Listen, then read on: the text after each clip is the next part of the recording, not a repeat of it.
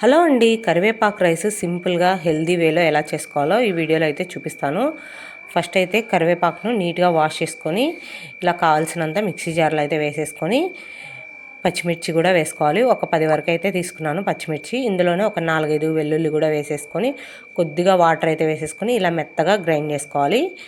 Grind చేసుకొని పక్కన పెట్టుకున్నాక నెక్స్ట్ అయితే స్టవ్ పైన ప్యాన్ పెట్టేసి ఆయిల్ వేసేసుకున్న తర్వాత పల్లీలు అలాగే జీడిపప్పు వేసేసుకొని ఈ రెండింటిని వేయించుకొని పక్కన పెట్టుకోవాలి.